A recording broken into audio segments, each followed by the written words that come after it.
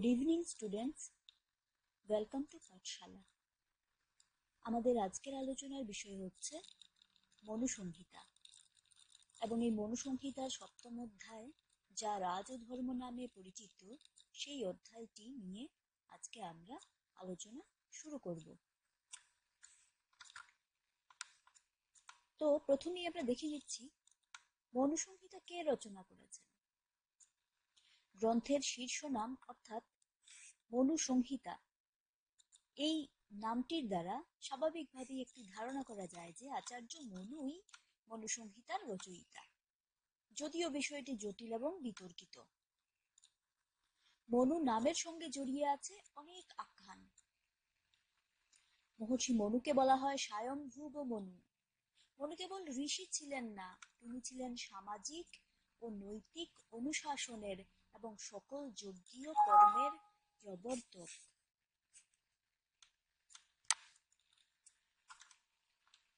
ঠিক আছে, তারপর আমরা দেখছি মনুসংহিতার উৎকর্ষ বিচার, অর্থাৎ মনুসংহিতার শ্রেষ্ঠত্ব। ভারতীয় সভ্যতা এবং সংস্কৃতির প্রথম ও প্রধান আধার হচ্ছে শ্রুতি অর্থাৎ বেদ। উত্তরকালে অর্থাৎ পরবর্তীকালে ভারতীয় মনীষীগণ এই শ্রুতির স্মরণ করে যা রচনা করে গেছেন তা স্মৃতি নামে অভিহিত হয়। আর স্মৃতির অপর নাম হচ্ছে ধর্মশাস্ত্র। বলা হয় তাকে শ্রুতিস্তু বেদো বিজ্ঞেয় ধর্মশাস্ত্রস্তু বৈ স্মৃতি। সকল ধর্মশাস্ত্রের মধ্যে মনুস্মৃতি সর্বাপেক্ষা উচ্চ স্থানে আসীন। বেদ ও প্রতিপাদ্য অর্থ প্রকাশ করার জন্যই মনুসংহিতার শ্রেষ্ঠত্ব। অর্থাৎ মনুস্মৃতি সকল ধর্মশাস্ত্রের মধ্যে সর্বাপেক্ষা উচ্চাসনে অধিষ্ঠিত। আর বেদের প্রতিপাদ্য যে অর্থ, সেই অর্থ প্রকাশ করার জন্যই মনুসংহিতার শ্রেষ্ঠত্ব। ঠিক আছে, তারপর আমরা দেখছি মনুসংহিতার অর্থাৎ মনুস্মৃতির উদ্ভব প্রসঙ্গে একটু আলোচনা। মনুসংহিতার উদ্ভব সম্পর্কে অনেক মতপার্থক্য আছে। অধ্যাপক ম্যাক্স মুলার এবং ওয়েবারের মতে কৃষ্ণ যজুর্বেদের অন্তর্গত মৈত্রায়নী শাখার মানব ধর্মসূত্রই মনুসংহিতার মূল উপজীব্য।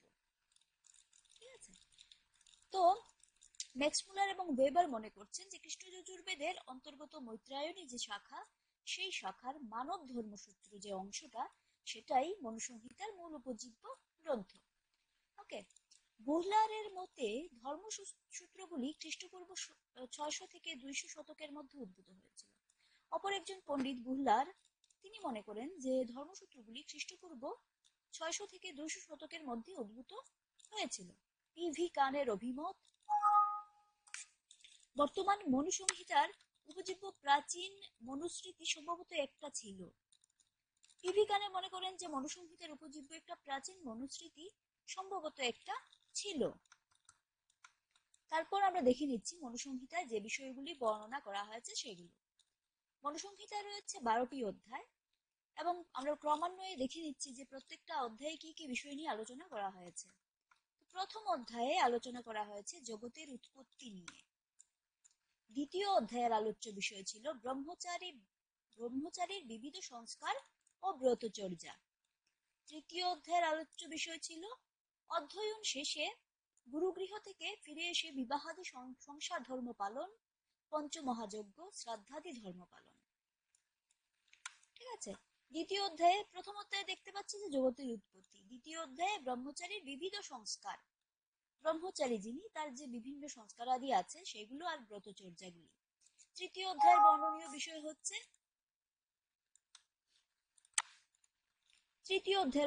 বিষয় হচ্ছে অধ্যয়ন শেষ করে গুরুগৃহ থেকে ফিরে এসে বিবাহ প্রভৃতি সংসার ধর্ম পালন করা, পঞ্চমহাযজ্ঞ এবং শ্রাদ্ধাদি ধর্ম পালন করা। চতুর্থ অধ্যায়ে আছে বিভিন্ন জীবিকার লক্ষণ, গৃহস্থের যে বিভিন্ন জীবিকা, সেই জীবিকার লক্ষণ, আর গৃহস্থের যে পালনীয় বিধি, যে যা করা উচিত গৃহস্থের, সেইগুলো নিয়ে বর্ণনা আছে চতুর্থ অধ্যায়ে। অর্থাৎ মনুসংহিতার 12টি অধ্যায়ের মধ্যে 4টি অধ্যায়ের বর্ণিত বিষয়গুলো আমরা এখানে জানতে পারলাম। তার পরবর্তী